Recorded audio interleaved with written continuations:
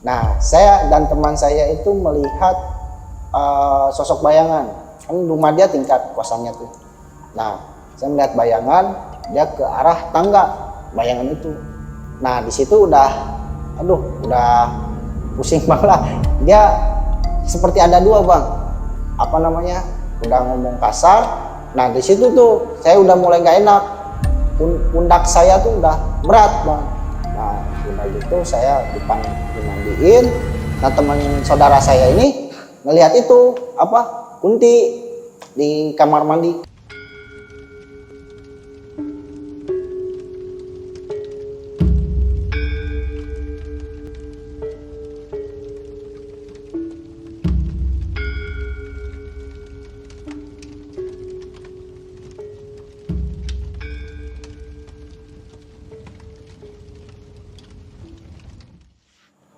Assalamualaikum warahmatullahi wabarakatuh. Balik lagi di channel Bunga Kantil, masih bareng gua Puji. Di kesempatan malam ini, gua kedatangan seorang tamu yang bernama Bang Ilham. Bang Ilham ini akan menceritakan pengalaman horornya tentang kisah percintaan beliau bersama seorang pemandu lagu yang menggunakan susuk. Wow, gila nggak?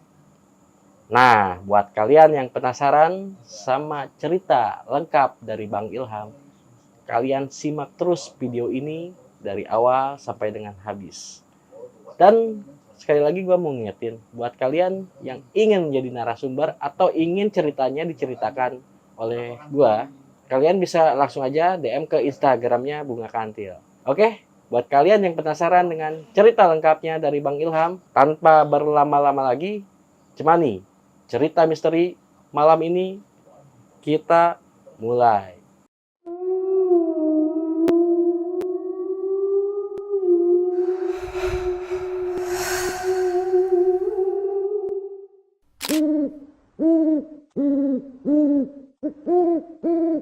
Jadi gua gini bang, punya cerita. Gua dulu mempunyai kekasih, sekaligus udah menjadi mantan lah ya. Itu gue cerita ini tanpa settingan dan real, gue ngalamin sendiri bang. Jadi dulu gue awal ketemu dia tuh di Facebook. Gue nggak bisa sebutin ya, cuma inisial aja bang, namanya itu. Oke, nama samaran aja biar lu Ya. gampang nyebutinnya. Ya. Kira-kira disebutnya apa Ya. gitu jadi. Inisialnya R bang. Ya, Oke, R lah ya, si R lah sebut ya. Oke. Nah gue itu dulu gue chat kan, gue minta nomor WA dia dan gue kasih kan. Setelah itu gue ketemulah dengan dia di sebuah klub ya, dan dia kerjanya sebagai pemandu lagu lah ya. Oke. Namanya Dunia Malam ya bang ya.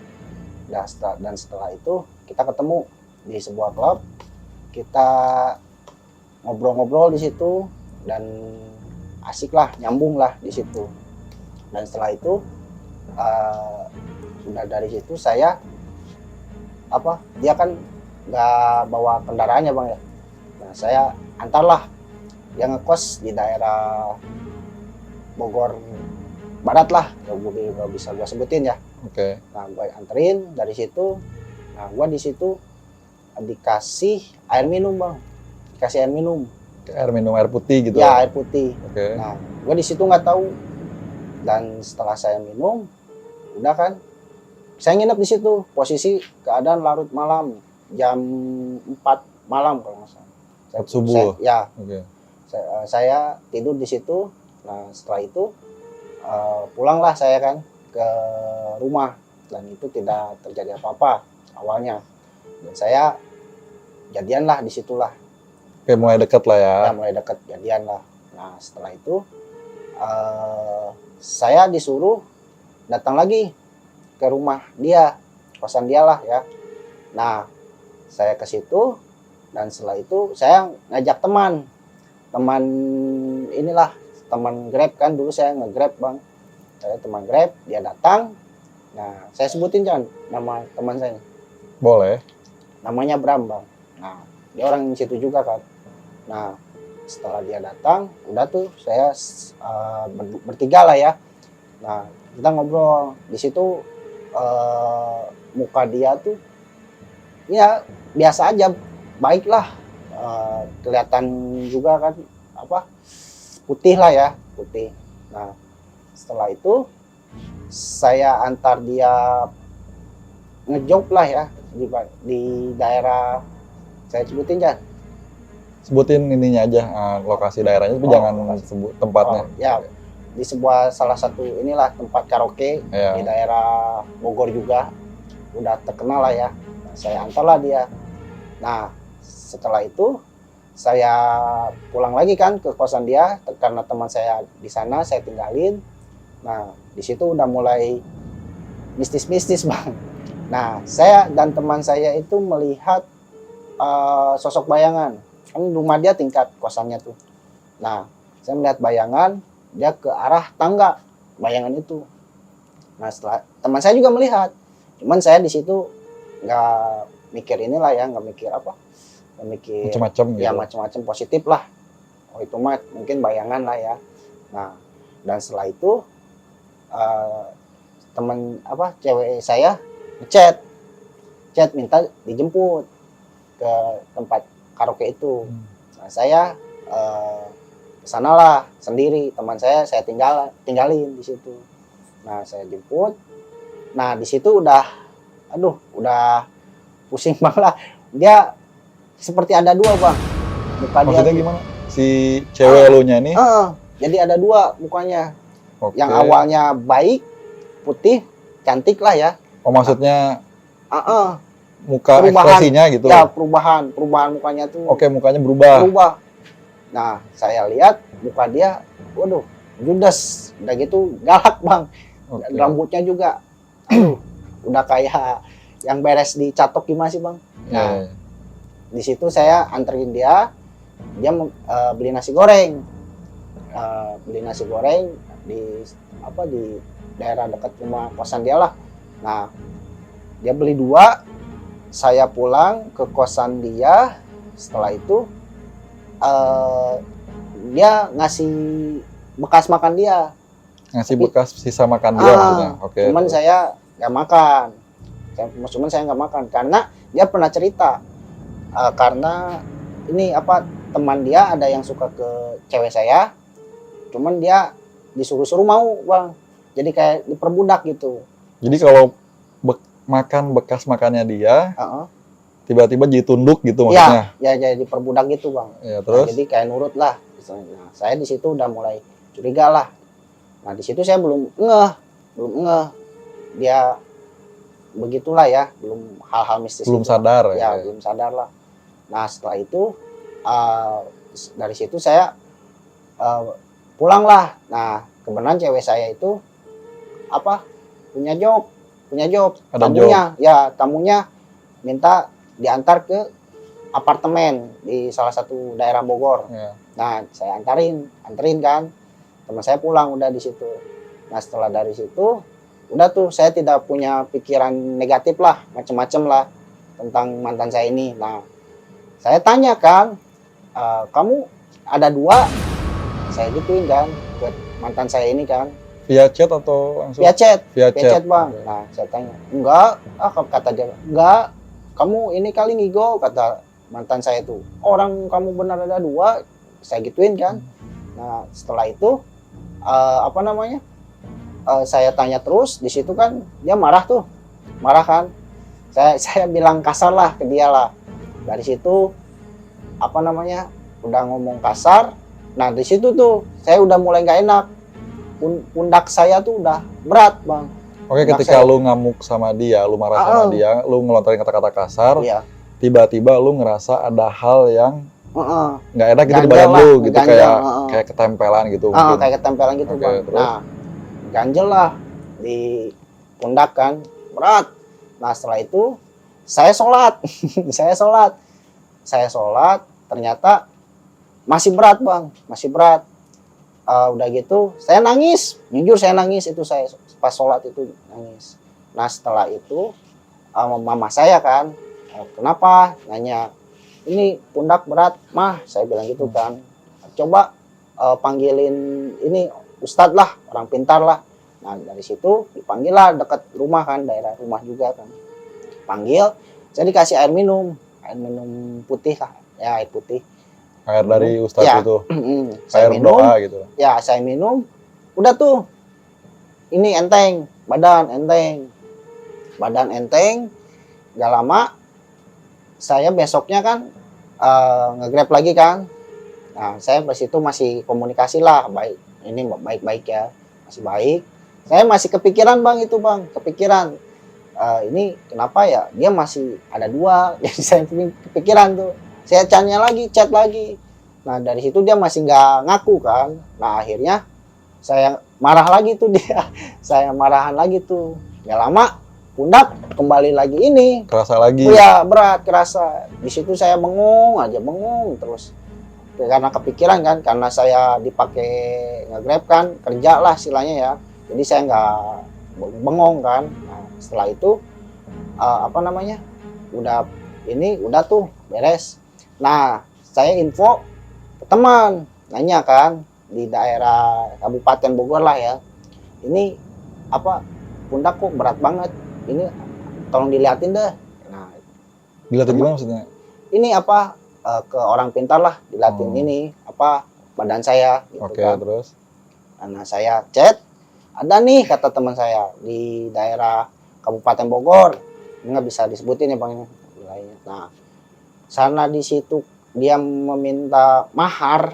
Nah, karena terpaksa lah saya menggadaikan ini handphone bapak saya almarhum. Nah, setelah itu saya ke tempat pegadaian kan. Nah, ada ibu-ibu bilang gini, saya kan belum pemikiran ke mistis lah ya. Bilang gini, itu ibu anaknya kena ini ya, tempelan ya. Nah, ibu saya belum tahu di situ. Nah, wah yang benar kata mama saya teh. Nah, setelah itu akhirnya dipaksa gitu, udah akhirnya dapat kan tuh uang, digadein HP. Setelah itu berangkatlah saya ke tempat itu orang pintar itu. Nah, saya diceritalah di situ pundak saya berat. Nah, saya kaget kan ketempelan itu, katanya ada itulah binti lah kata orang pintar itu. Jadi katanya itu dari mana tuh sumbernya gitu kalau ya, kata orang? belum ini belum cerita saya. Maksudnya belum dikasih tahu kronologinya. Ya, nah udah dari gitu saya disuruh beli minyak bang, minyak harga 500.000 sama orang pintar itu. Harga 500.000. Nah, udah kan uangnya tuh saya kasih. Gak lama besoknya disuruh balik lagi ke tempat si itu, katanya disuruh mandi jam 12 malam. Mandi apalah. Nah, saya datanglah ke situ sama saudara saya, balik lagi kan ke tempat si orang pintar tersebut. Nah, udah gitu saya dimandiin.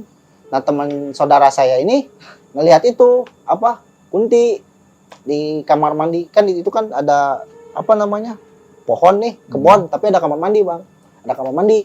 Ngeliat kuntilanak di situ. Itu kuntilanak pas saya mandi. Kuntilanak yang di badan. Wah, saya nggak bilang, saya nggak tahu. Cuman pas beres saya mandi, saudara saya bilang. Nah, saya mandi, katanya ngelihat, tapi saya nggak tahu. Nah, udah gitu, pulanglah. Nah, saya masih kepikiran juga bang itu dia ada dua kepikiran. Saya tanya lagi, nggak ngaku juga, masih marah kan. Nah, masih marah, masih pundak berat bang, masih berat pundak tuh. Nah, udah gitu saya nggak tahu ya itu mujarab apa enggak, tapi masih kerasa gitu. Jadi ketika lu udah nyoba untuk diobatin lah ya sama si orang itu, tapi setelah lu dimandiin, setelah lu dikasih minyak lah, disuruh beli minyak dan segala macamnya, itu masih kerasa di badan lu. Masih kerasa. Nah, di situ pikiran gua, wah ini mah tipu kali gua ya. Dan nyokap pun bilang, oh ini mah nipu. Nah, akhirnya gua nyari info lagi kan ke temen gua. Nah, akhirnya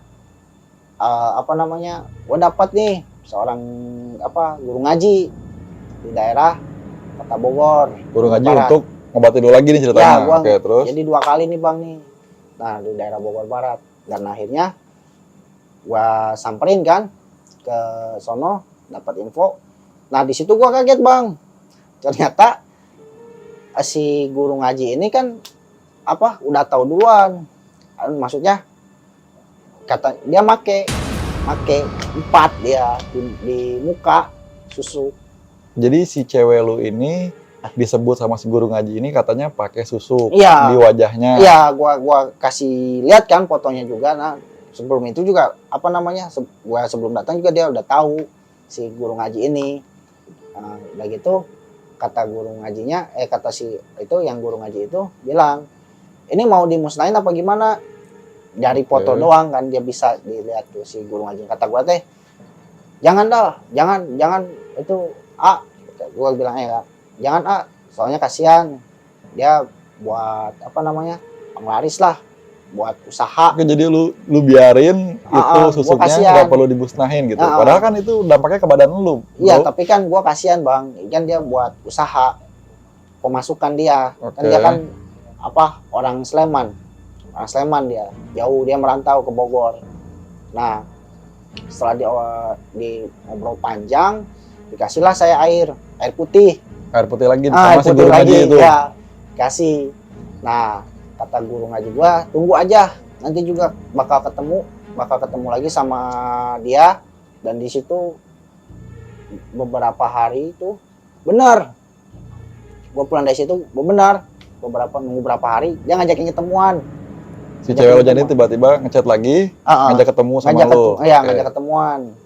Itu di daerah Surya Kencana, di studio DJ lah kan namanya Dunia Malam ya, Bang ya. Nah, setelah itu kita ketemu. Nah, di dalam studio itu yang gua kaget, dia minta matiin lampu. Jadi minta digelapin ruangannya. Ya, minta digelapin. Ruangannya minta digelapin. Gila. Ya, udah digelapin. Udah tuh, gua fokus ke alat. Soalnya kan gua nggak tahu ya, di situ juga gua merinding, takutin apa gitu kan. Nah, dari situ udah tuh badan enteng, aneh gua, Bang, badan enteng. Setelah lu main bareng sama dia, ketemu lampunya digelapin, tiba-tiba lu ngerasa enteng gitu. Iya, badan enteng. Berapa menit ya lampu dimatinya? Antara 10 menit 15 menit lah. Itu minta lampu dimatiin. Nah, dia juga deket-deket gua, ngedeketin. Si cewek lu nya nih. Nah, udah gitu, udah kan tuh enteng, gua nyalain lagi lampu, udah tuh seger lah pokoknya lah. Nah, dia minta dianterin ke daerah Kabupaten Bogor juga. Cuman gua nggak tahu ya ngejawab lagi atau gimana.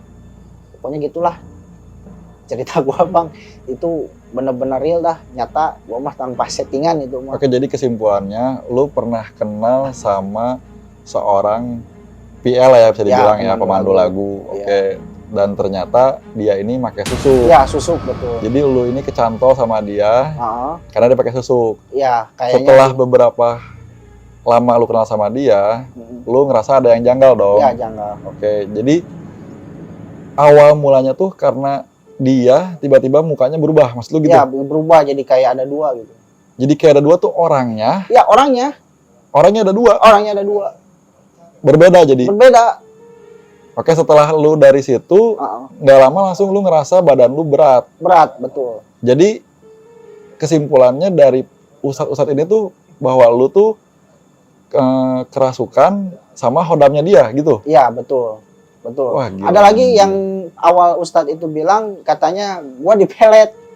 Oke, jadi lu dipelet. Kayak bilang yang dari ustadz yang pertama tuh, yang pas gua belum tahu tuh dia pakai susuk, yang pas daerah rumah tuh, bilangnya dia gua dipelet.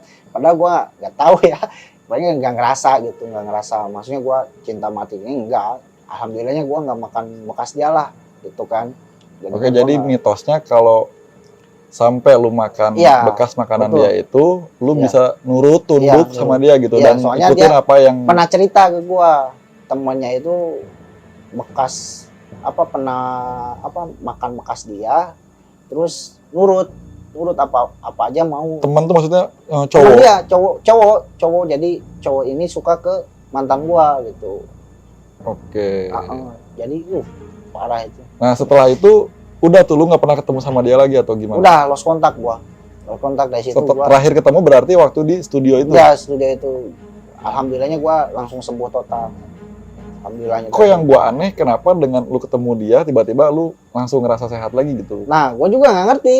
Soalnya mungkin dari si Hodam itu, mungkin apa si Hodam dia ya, mungkin bisa jadi ngasih tahu kali ya, dia ini benar-benar ke guru ngaji yang inilah, yang wah gitu kan, yang imannya benar-benar kuat. Gua nggak tahu lah ya. Pokoknya jadi setelah omongan guru ngaji yang kedua itu benar.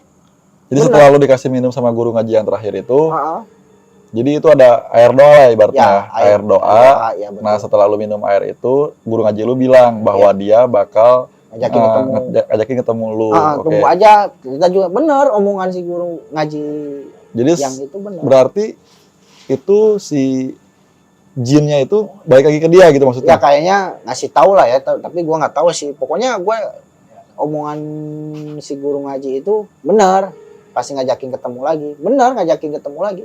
Ajakin ngechat WA, by WhatsApp, dan alhamdulillahnya gue nggak sampai gila lah, maksudnya gue lawan gitu kan, masih ketolong lah ya, masih ketolong, nggak sampai sempat bengong gitu, nggak dibawa bengong lah istilahnya. Gue lawan, kata guru ngaji yang itu juga bilang, kamu bagus ngelawan, nggak sampai, soalnya sempat juga kata si guru ngaji ini ada pasien juga kayak gue gini, apa gitu, apa namanya, sampai bengong gitu, sampai akhirnya stres ya, gitu, depresi mau lewat stres gitulah pokoknya, maksudnya labas gitu. Alhamdulillah ketolong juga sama si guru ngaji. Nah setelah lu tahu nih, lu itu ketempelan lah ya bisa dibilang, apa yang hal-hal aneh lah gitu selain dari berat itu tuh, apa aja hal-hal aneh yang ada di diri lu gitu yang lu rasain?